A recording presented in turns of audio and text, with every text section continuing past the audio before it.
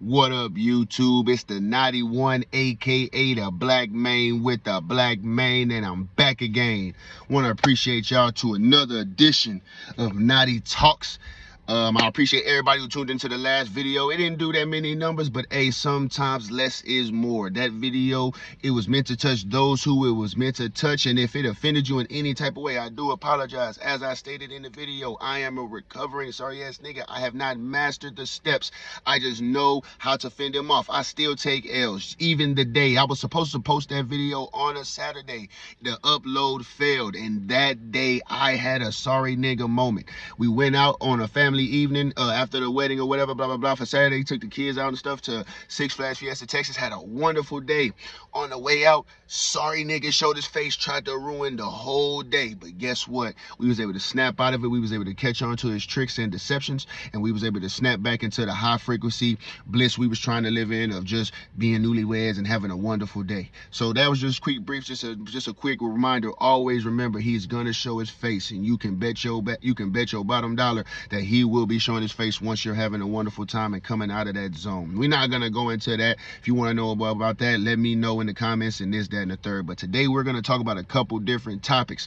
First and foremost, for the few NFL games that I got to watch yesterday, I did have to work. I did run 2 routes. So for what I did get to see, man, oh man, the Baltimore Ravens ran a treadmill session all over the Buffalo Bills, turned the Buffalo into a carpet. I mean, my gosh. Derrick Henry, 24 rushes, 199 yards. Lamar Jackson doing his thing. I wonder, this is the real question I got to ask about that team. Now, we know they lost to the Chiefs in the beginning of the year. I forgot who they took the second L to, but it looks like the Baltimore Ravens seem to be getting the ball rolling and are getting that rushing attack down packed. Now, looking at how everything is shaking up in the AFC, Kansas City, we ain't really got to talk much about them. You need to have a 28-point lead minimum, because if you have anywhere under 21, they're coming back. They seem to be the comeback generals of. I do apologize about the technical difficulties. My phone ran out of storage. I had to clear some things up, but we right back at it. The Chiefs do seem to be like the comeback team of this season. No matter what, they never seem rattled. I think that's just winning 2 Super Bowls. They're like, can't nobody fade the funk at this point.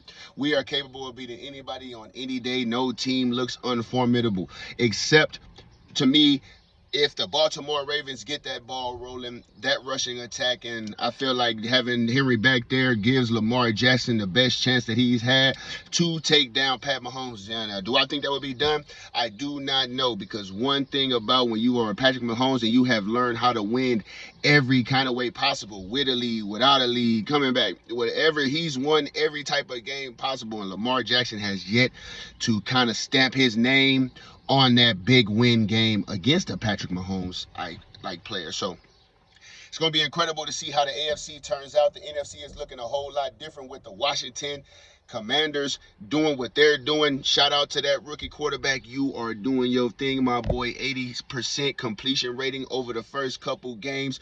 Got them in the first place in the NFC East. Man, oh man, the Cowboys are looking like a glazed donut. Looking like you just slapped them with the egg of the pie right when they opened the door. They are looking shocked right now, but we do expect it from the Cowboys. They seem to do this quite frequently. Hopefully this can be a different type of a season. Dak, you got your money.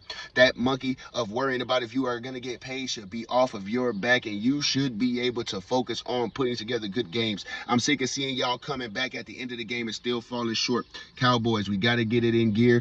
That is the team of this state. Maybe Houston might be taking over with CJ Stroud and all them, but that has yet to come. I didn't get to watch every single game yesterday. As I said, I did have to run 2 routes. That took up a good chunk of my day. But shooting back over to what I know best, the NBA. It is official, ladies and gentlemen.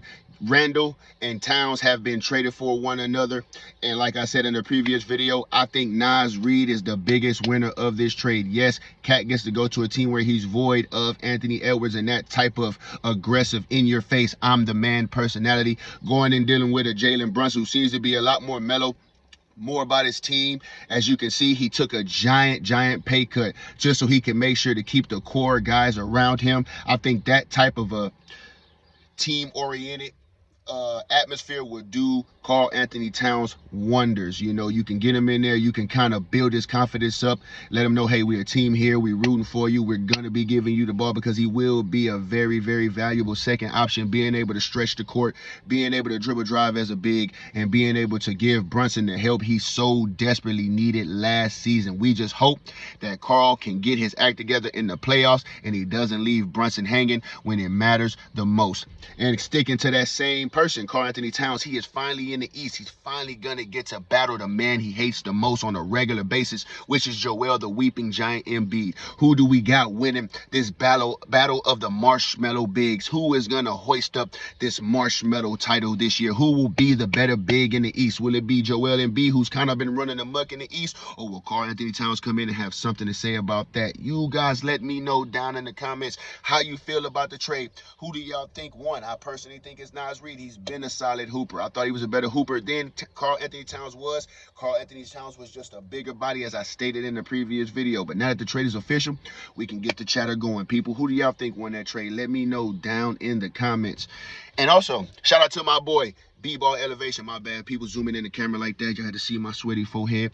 But maybe I want to show y'all that my edges and shit is real. People be probably thinking my hair is fake. This all real, baby. Started from a mini fro. But anyway, shout out to my boy B-Ball Elevation. I took this topic from one of your TikToks. Who is ready to be the face of the NBA? And I'm not gonna lie, you give it 1 or 2 more years and the man has no more injuries. Victor Wembanyama, you heard me say it correct, will be the face of the NBA. And I'm not just saying that because I just so happen to be wearing a Spurs shirt. This is what I threw on to go run a route. That man has all the gifts, pause, to be the best player in the league, one of the best to ever play the game. 7 foot, mobile, athletic. I am not afraid to send your shot into the rafters. He brings that old feel, and once he packs on that muscle like the Greek Freak did, oh boy, you better watch out, because a Michael Myers type monster is going to be walking all over the basketball court, instilling fear into these players, instilling fear. And that's all I got to say. If you disagree with what I got to say about the Wemby take, let me know down in the comments who you think is going to be the face of the NBA. We're going to keep it moving here, folks, because it's just me. I don't have nobody to talk with, so we're going to keep the video rolling. I want to give a shout out because this season we will be reviewing, we will be witnessing history. We got to see LeBron break the scoring record. However you feel about LeBron, you don't feel he's the best, you feel he flops, you da-da-da-da. Hey, that's fine. That's all acceptable. But what you can't deny is that the man handled his business. Was able to take his son all the way through the ranks. His son was a McDonald's All-American, and now LeBron gets to pass his son. Do you know how tight it would be for your son's first official basket? Your son, that you passed him the ball, you got the assist. I don't care about how you feel about his NBA career. This moment right here will be legendary, and you gotta salute the man for being able to situate himself and having this long run of dominance to be able to say, my son is gonna be on my team, and nobody have a problem with it except the sorry ass niggas. And that's all I got to say about the LeBron. You want to say he's overrated, this and the third? If you personally ask me, I do not think he is better than Jordan. No, I'm sorry. I got the privilege of watching Jordan, and then I got to grow up and I got to watch LeBron.